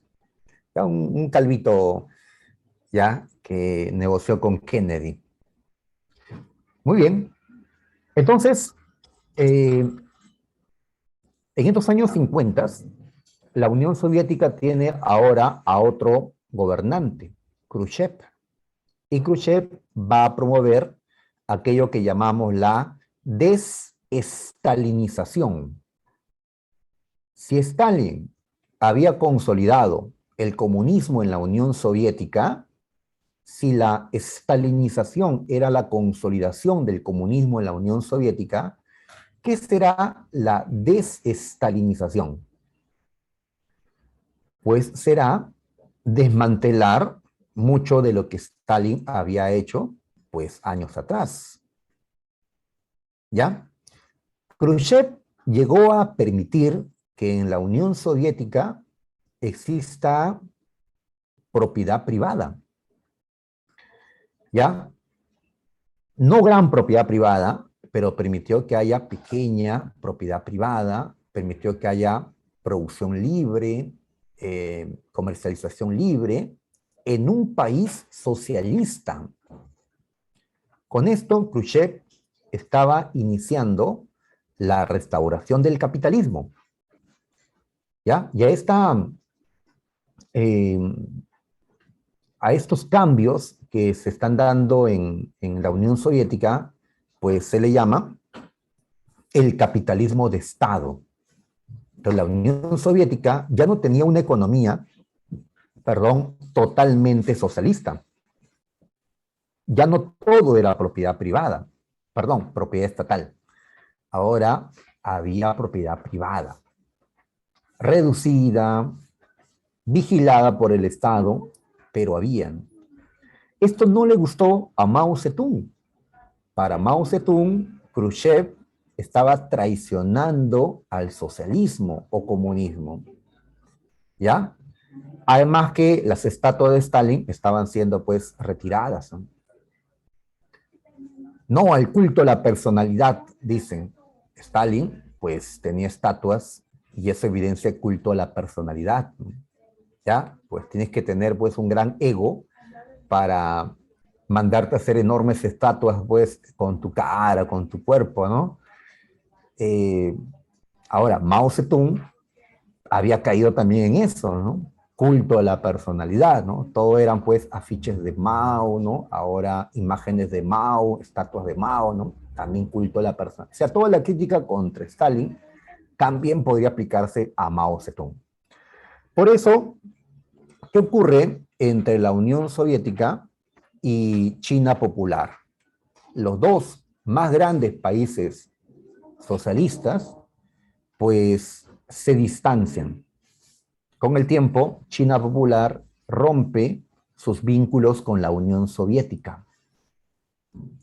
¿Ya? China Popular entonces va a ahora a desarrollar su socialismo sin seguir a la Unión Soviética. Se alejan, se distancian. ¿Ya? Muy bien. Y esto va a tener consecuencias a nivel mundial, porque, a ver, si tú eras socialista, si había un partido socialista en tu país, o comunista, como se le llamaba, ahora tenías que elegir entre seguir el modelo de la Unión Soviética, seguir con la Unión Soviética o seguir a China. ¿Mm? ¿El comunismo soviético o el maoísmo? ¿No? Pues de ahí que se fraccionen los partidos comunistas en el mundo, ¿no? Ahora, el fraccionamiento no es lo mejor para sus intereses, ¿no? Cuando China hace su segundo plan quinquenal, ¿ya? En 1958, ahora lo hace sin apoyo de la Unión Soviética, ya que se había distanciado con la URSS de Khrushchev. Así que es un plan quinquenal a lo chino, ¿no? Y tiene un nombre especial, se le ha llamado el Gran Salto Adelante. Ya se va a buscar, pues también, ¿no? Impulsar el desarrollo industrial y al mismo tiempo el agrícola. ¿Ya? Sin embargo, este gran salto adelante, pues terminó siendo un gran salto atrás, ¿no? Porque salió mal este gran salto adelante, este segundo plan quinquenal. Se dice que esto provocó una gran hambruna en China, ya que la población campesina, ¿no? Enormemente campesina en China, pues está dedicada, ¿no? A la metalurgia, a la industria pesada y bueno, pues descuidan la agricultura, hay una caída en la producción, hay hambre, hay muertes. El fracaso del gran salto adelante genera que Mao Zedong dé un paso al costado, se aleje del gobierno y de esa forma otros asumen el liderazgo del Partido Comunista Chino. Muy bien, pasa un tiempo y Mao Zedong vuelve a la carga. Quiere volver, ¿no?, a dirigir directamente el partido y el Estado chino. Y para eso va a promover la llamada Revolución Cultural. ¿Qué es esto?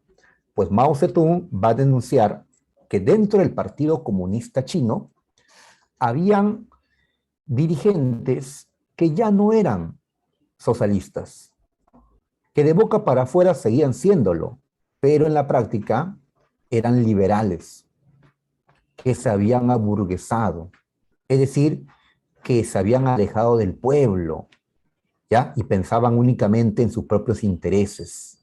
Se han aburguesado muchos elementos del Partido Comunista, decía Mao Zedong.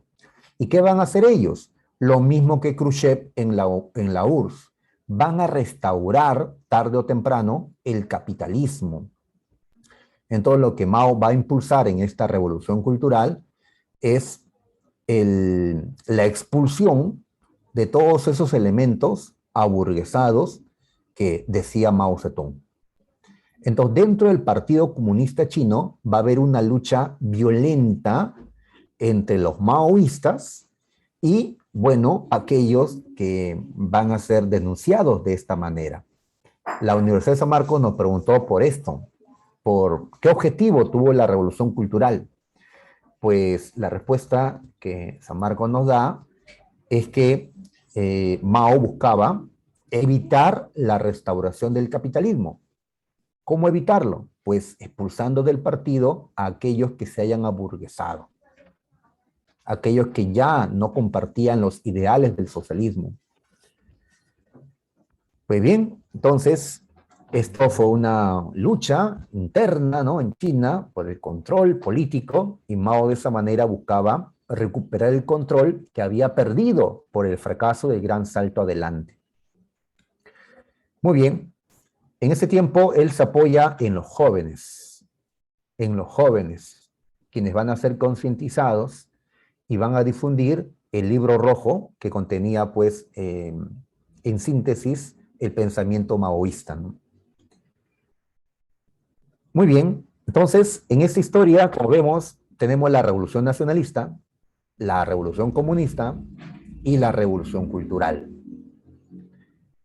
Muy bien, vamos a dejar allí ¿no?, la situación con China. Todavía falta porque Mao va a morir y tras su muerte, en 1976, Deng Xiaoping va a comenzar a hacer lo que Mao pues quería evitar, ¿no?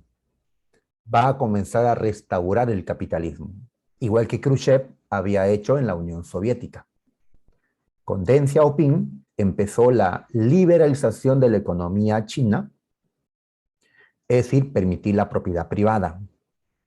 Y así, desde ese tiempo, los años 70 en China popular y hasta hoy, pues la economía china se ha ido liberalizando, se ha transformado en una economía capitalista, claramente. Y bueno, hoy sabemos que China, en lo económico, no es un país socialista, es un país capitalista, pero ha mantenido al Partido Comunista como el único partido que gobierna.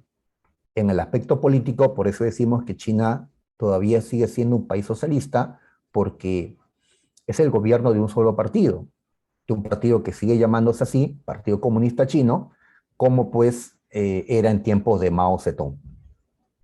Pero dejando eso, vamos a entrar a este último tema que tenemos, la guerra de Corea. ¿Ya? La guerra de Corea. Muy bien. A ver. La guerra de Corea se pelea entre 1950 y 1953. ¿Ya? A ver, entonces, retrocedamos un poquito porque nos hemos ido con la historia de China hasta los años 70. ¿Ya? Retrocedamos nuevamente a los años 50. A ver, 1949, recién Mao vence a Chiang Kai-shek y asume el control de China. ¿Ya? Entonces, en el año 50 se inicia la guerra de Corea. ¿Ya? Ten en cuenta que China estaba recién empezando su socialización. Muy bien. Esta guerra de Corea es considerada la primera guerra de la Guerra Fría, el primer conflicto armado de la Guerra Fría. ¿Ya? Claro, nosotros sabemos que la Guerra Fría no es una guerra en sí, no es una guerra real, ¿no? Es más bien un estado de rivalidad constante entre las dos superpotencias, Estados Unidos y la Unión Soviética. Pero no fue una guerra real. Por eso la han llamado Guerra Fría, porque no fue una guerra caliente, entre comillas. Pues bien, dentro de la historia de la Guerra Fría se dio un conflicto armado. Bueno, varios, pero el primero de ellos fue la Guerra de Corea, 1950. ¿Ya? Se peleó en la península coreana, en Asia Oriental. Y a pesar que al inicio fue una pelea solo entre Corea del Norte contra Corea del Sur, pues en el fondo fue una pelea entre Estados Unidos y la Unión Soviética. Estados Unidos intervino de manera directa a la guerra. La Unión Soviética intervino de manera indirecta, mandando tropas, no, mandando armas, recursos, asesores. Muy bien, ya sabes que Estados Unidos y la URSS rechazaron enfrentarse de manera directa, porque eso sería la Tercera Guerra Mundial, con armas nucleares, y eso lo van a evitar. Pero indirectamente sí podían enfrentarse, como en la Guerra de Corea. A ver, los antecedentes acabamos de verlo en el tema de la descolonización. ¿Sí? Hemos señalado pues que una vez que se independizaron de Corea, perdón, de Japón, una vez que Corea se separó políticamente de Japón, pues terminó dividida en dos, Corea del Norte y Corea del Sur. Eso lo acabamos de decir. Así que lo tenemos ya, ya claro. ¿Ya? Así quedó Corea, ¿no? Dividida por el paralelo 38. ¿Ya? Esta línea, el paralelo 38, era la frontera entre Corea del Norte y Corea del Sur. Era una frontera provisional, supuestamente se iba a dar la reunificación después, pero habían trabas para hacerlo, ¿no? Así que la reunificación tenía que hacerse, lo pensó Kim Il-sung, de manera violenta, con una invasión de Corea del Norte a Corea del Sur. ¿Quién es Kim Il-sung? Era el presidente socialista de Corea del Norte, un aliado de Stalin. Profe, Stalin ya murió, hemos retrocedido en el tiempo, ya hemos revivido a Stalin, ya Stalin está vivo en 1950, muere en el 53 recién, ya, así que Stalin va a armar a Kim Il-sung, va a armar a Corea del Norte, para que Corea del Norte pueda derrotar a Corea del Sur. ¿Y qué se gana con eso? Pues ya, Corea se unifica, ¿ya? Y se convierte en un solo estado de tipo socialista. Y de esa manera el socialismo o comunismo sigue avanzando. Recuerda que en la Guerra Fría lo que buscaba la Unión Soviética era extender el socialismo por todo el mundo. ¿Y por qué Estados Unidos se va a meter? Pues para detener el avance del comunismo, ¿no? Como siempre ha hecho a lo largo de la Guerra Fría. Entonces, en las causas que ponemos, el afán de los norcoreanos por unificar Corea en torno al comunismo. Y el temor de Estados Unidos a la expansión del comunismo por Asia Oriental. ¿Ya? ¿Quién gobernaba Estados Unidos en ese tiempo? Como hemos retrocedido ya en el tiempo, pues era presidente de Estados Unidos Harry Truman. Desde el 45, Truman pues gobernaba, ¿no? Hasta estos años, Estados Unidos. Estados Unidos. Estamos en el momento pues más tenso de la Guerra Fría, ¿no? Cuando estaban presentes pues Stalin y Truman, ¿no? En la URSS y en Estados Unidos respectivamente, ¿no? ¿Ya? Y bueno, el comunismo, el capitalismo, ¿no? O liberalismo, pues, pugnaban, ¿no? Ideológicamente. Muy bien, pasamos desarrollo. A ver, ¿qué decimos? A ver, la guerra empezó en 1950 cuando los norcoreanos cruzaron el paralelo 38, ¿ya? E invadieron Corea del Sur. ¿Ya? Tenían el apoyo militar de la Unión Soviética. Bueno, sus armas, ¿no? Sus materiales de guerra. Stalin estaba detrás de esta guerra, ¿no? Seúl, capital de Corea del Sur, cayó ante los norcoreanos. ¿Ya? Muy bien, entonces, esto lo graficamos con este mapa, ¿ya? Para agosto del año 50, pues Corea del Norte estaba ganando claramente la guerra de Corea. Este pedacito verde que queda es Corea del Sur. ¿Ya? Corea del Sur estaba desapareciendo. ¿Ya? Un país capitalista iba a desaparecer en Asia Oriental. ¿Qué dijo Estados Unidos? Dijo, no lo voy a permitir. No voy a permitir que el capitalismo ceda, ¿no? Terreno ante el socialismo comunismo. ¿Y dónde estaban las fuerzas norteamericanas? Pues estaban aquí, en Japón. Recuerda que Japón, después de la Segunda Guerra Mundial, fue ocupada militarmente por Estados Unidos. Así que hay fuerzas militares de Estados Unidos en Japón, viendo cómo Corea del Sur estaba desapareciendo. Así que Estados Unidos decide ingresar a la guerra en 1950. Pero no lo hace con las banderas de Estados Unidos, lo hace con las banderas de las Naciones Unidas. ¿Qué pasó? Que la ONU condenó la invasión de Corea del Norte a Corea del Sur. Y bueno, fomentó la formación de un ejército para pues contrarrestar esto. Y así Estados Unidos pues va a integrar las fuerzas multinacionales que la ONU estaba organizando. ¿Ya? Muy bien, por eso ellos intervienen, los norteamericanos, pero con banderas de las Naciones Unidas. Se dice por eso que quienes entraron a la guerra fueron los cascos azules, como se le conoce pues a las fuerzas de las Naciones Unidas. Pero sabemos en la práctica que era Estados Unidos el que estaba allí, ¿no? Muy bien, entonces entró Estados Unidos, ¿ya? ¿Y cómo le volteó la guerra a los norcoreanos? ¿Sí? Vean este otro mapa, estamos ahora en noviembre del año 50, Estados Unidos entró, ¿ya? Y cómo no solo lograron liberar a Corea del Sur, sino que además invaden Corea del Norte, ¿ya? Corea del Norte es ahora quien está desapareciendo. Y los norteamericanos se acercan ¿hasta dónde?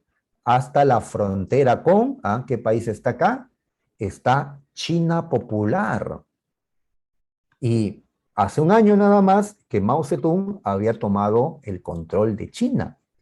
Había fundado China Popular. Pues, ¿qué teme Mao Zedong? Que Estados Unidos se haya metido a esta guerra con la excusa de que voy a derrotar a los norcoreanos, pero lo que realmente quería Estados Unidos, pensarán los chinos, Estados Unidos quería invadir China Popular, ¿ya? En alianza con Chiang Kai-shek, que estaba en la isla Formosa, preparado para entrar también a China Popular si es que lo hacía Estados Unidos. Entonces, ¿esto qué genera? genera que China Popular entre a la guerra de Corea contra los norteamericanos, ¿ya? Entonces el argumento es que los norteamericanos llegaron a la frontera con China Popular y se convirtieron en una amenaza para ellos. ¿Ya? Muy bien, entonces China Popular con Mao Zedong interviene militarmente, ahí está, ¿ya? Los chinos socialistas entran entonces a la guerra. Por supuesto que también hubo presión de la Unión Soviética, porque la Unión Soviética estaba viendo cómo Corea del Norte iba a caer derrotado ante Estados Unidos. Pues había que salvar a Corea del Norte. Y si la URSS no puede entrar directamente porque sería una guerra frente a frente con Estados Unidos, el inicio de la Tercera Guerra Mundial, le va a exigir a China Popular, a Mao Zedong, que lo hagan. ¿Ya? Y así entra China Popular. Quería mostrar esta imagen donde justamente se ve eso, ¿no? ¿Ya? Como este militar soviético, que podría representar tranquilamente a Stalin, está empujando con una patada, pues, a este político chino, que claramente puede representar a Mao Zedong. Y Mao, a su vez, va a empujar, pues, a su ejército chino al fuego. ¿Qué es el fuego? Pues la guerra de Corea, ¿no? ¿Ya? Si no me crees, lo puedes leer ahí. Ahí está, ¿no? Con estos caracteres, ahí está claramente lo que estamos diciendo. ¿Ya? Muy bien. Cuando China, perdón, entra, pues, ¿qué ocurre? Eh, Le voltea la guerra a Estados Unidos. China Popular entró con tremendo ejército, experimentado porque este ejército de Mao había peleado por años contra Chiang Kai-shek en la guerra civil y antes contra los japoneses, ¿no? Pues entran y hacen retroceder a los norteamericanos. Si no fuera por China Popular, habría desaparecido Corea del Norte. ¿Ya? Muy bien. Inclusive los chinos hasta entran a Corea del Sur. Esto fue humillante para Estados Unidos. El país más poderoso del mundo retrocedió ante los chinitos. ¿Ya? Y era un país de campesinos este, ¿no? Pues esto va a molestar a Estados Unidos. ¿Ya? A ver, acá coloqué un mapa. Bueno, ya con el tiempo Estados Unidos va a poder recuperar parte del territorio perdido. ¿Ya? Muy bien. Este último mapa es ya de la guerra empatada, ¿no? Estados Unidos se recupera hasta aquí y ya no puede avanzar. Y los chinos y los norcoreanos tampoco, ¿no? Esto ya cuando se estanca la guerra, 1953. Muy bien. Esta imagen representa pues el apoyo de China popular a Corea del Norte. ¿Sí? Lo decimos por las banderas que están detrás de ellos.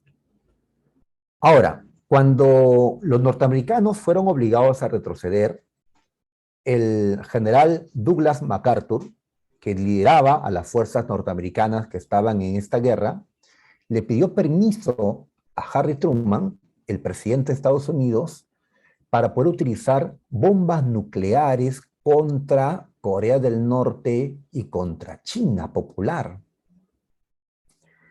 Pero la respuesta de Truman fue que no, no, ¿ya? Pero si Truman había aceptado usar bombas nucleares para atacar Japón en la Segunda Guerra, en el 45, ahora dijo que no, en el 50, 51.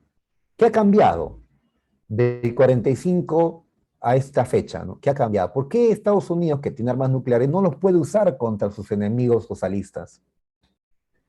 Lo que ha cambiado es que Estados Unidos ya no es el único que tiene armas atómicas.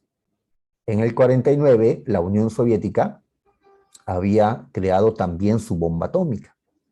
Y si Estados Unidos usa las armas nucleares contra países aliados de la Unión Soviética los usará contra aliados de Estados Unidos. Lanzará bombas en China, Corea del Sur, en Taiwán, en Japón, y después terminarían matándose entre ellos, ¿no? Así que, pues esta vez No, ¿ya? La guerra continuó así con armas convencionales y como era un empate, pues al final se acordó un alto al fuego, el armisticio Panmunjom de 1953. Este alto al fuego, pues estableció el fin de esta guerra, al menos en la práctica, y así decimos que no hubo un ganador, no hubo un ganador, ¿ya? Quedaron empatados las fuerzas. El socialismo y el capitalismo quedaron empatados. Por eso siguen existiendo dos Coreas hasta hoy. Corea del Norte va a mantenerse como un país socialista y sigue siéndolo hasta el día de hoy. Corea del Norte es el mejor ejemplo de un Estado socialista en el siglo XXI. Y quienes siguen gobernando en Corea del Norte son los descendientes de Kim Il-sung. La familia Kim se mantuvo en el poder, ¿ya? Kim Il-sung dejó luego a su hijo, Kim Jong-il, y este a su hijo, Kim Jong-un. Y tal vez este lo dejará a su hijo, ¿no? Y así se habla de una dinastía gobernante en Corea del Norte, lo cual es raro porque es una república y acá no debería haber dinastía, ¿no? Pues por eso hablan de una dictadura, ¿no? En Corea del Norte. El Palo 38 va a seguir siendo frontera, una frontera que había en la Guerra Fría, pero que se mantiene actualmente.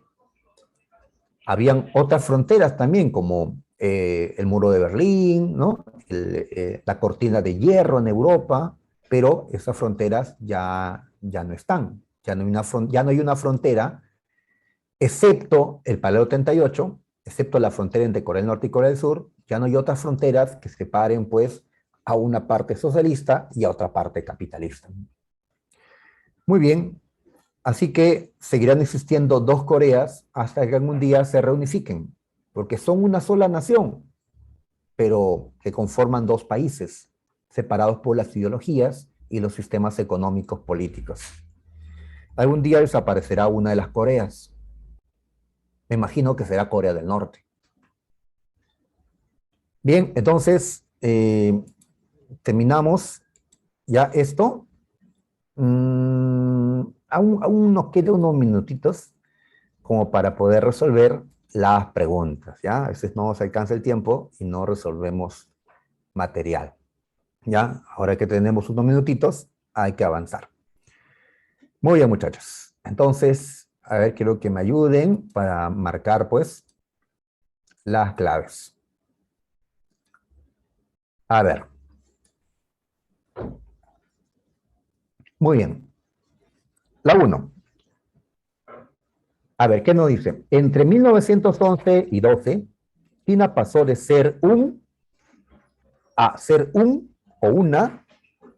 ¿Qué cambio político tuvo China entre 1911 y 12 debido a la revolución nacionalista? ¿Qué marcamos aquí, chicos?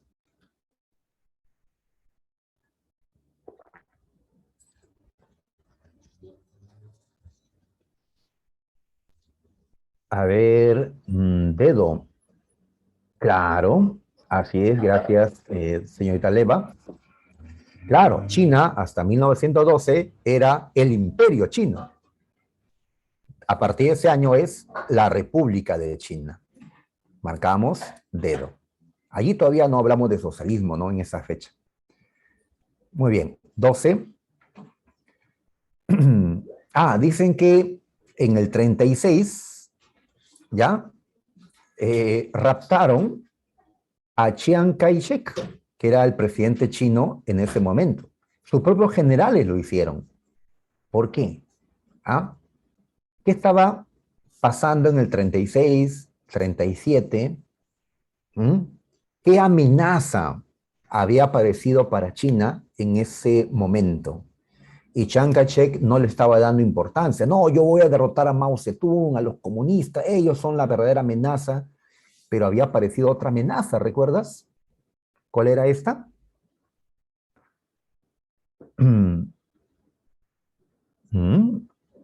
Esa otra amenaza era Japón. que había invadido China.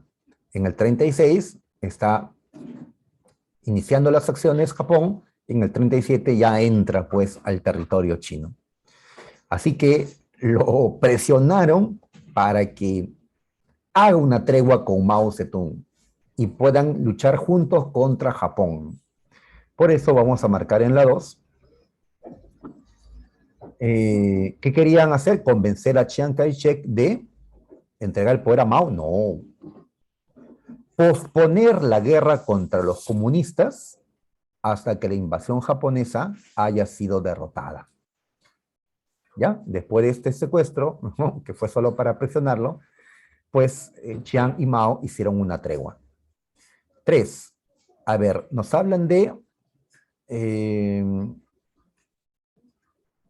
ya, dice que en la guerra de Corea pelearon los chinos contra los norteamericanos. Muy bien, un antecedente de esa rivalidad, de esa lucha, ¿cuál era? Pues que durante la Guerra Civil China, Estados Unidos había apoyado al bando nacionalista, ¿ya? Y de esa manera se había enfrentado a los comunistas chinos. Por eso voy a marcar en la 3 la A, el apoyo de Estados Unidos al bando nacionalista que luchó contra Mao Zedong.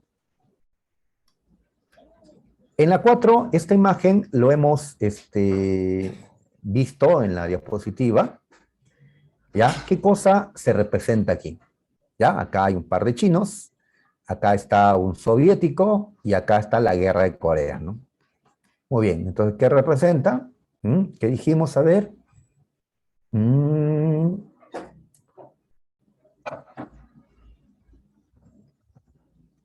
Bueno, sería la C, al Partido Comunista de China, ya, ahí está Mao Zedong, ya, ahí están los chinos, dice, enviando soldados chinos inocentes a una guerra en un país extranjero.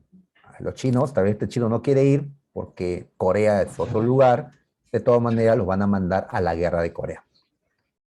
Ya, si no me crees, ahí está escrito en caracteres coreanos, ya es lo que estamos diciendo, ¿no? Si sabes coreano, tal vez puedas leerlo. Muy bien.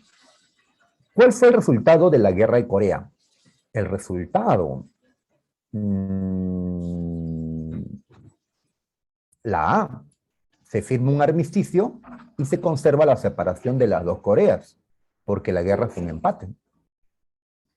6. A ver. Acá nos dicen que Mao Zedong en 1953 dice, las Fuerzas Armadas de Estados Unidos, dice, el imperialismo de Estados Unidos no es tan terrible. Estados Unidos no es tan poderoso, dice Mao Zedong. ¿Ya? ¿Por qué Mao está mostrando esta confianza diciendo, no, pero Estados Unidos no es tan fuerte realmente? ¿Ah? ¿Por qué en el 53 puede decir eso? Porque en la guerra de Corea, donde Mao metió a su ejército, pues hizo retroceder un tiempo, recuerda a los norteamericanos, y bueno, China no perdió ante Estados Unidos en la guerra de Corea.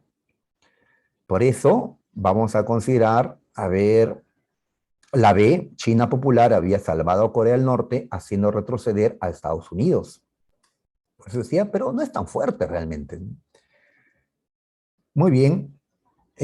Acá nos dicen que Mao, luego de distanciarse de la Unión Soviética, estableció una nueva política denominado, ¿recuerdas? El gran salto adelante, que salió pues muy mal, ¿no? La Revolución Cultural, preguntó la Universidad de San Marcos, fue creado dijimos, para evitar que los aburguesados del partido restauren el capitalismo, ¿no? Al menos ese era el argumento de Mao. ¿Ya? Acá hay un texto donde ponen que como Mao había dado un paso atrás, un paso al costado por ser responsable del gran salto adelante, ahora con la revolución cultural quería volver a asumir el control de China. Entonces, plantean que eso era lo real. Por eso, voy a marcar en esta 9 la A.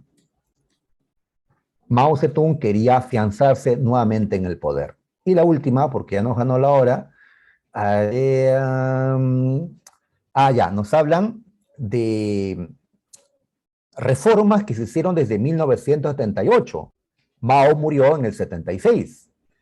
¿Ya? Estas reformas eran, pues, restablecer el capitalismo poco a poco en China popular. Y eso no lo hace Mao, lo hace Deng Xiaoping. ¿Ya? Muy bien, reformas que se han mantenido hasta nuestro tiempo. Listo, muchachos, entonces sería todo de mi parte. Nos vemos la próxima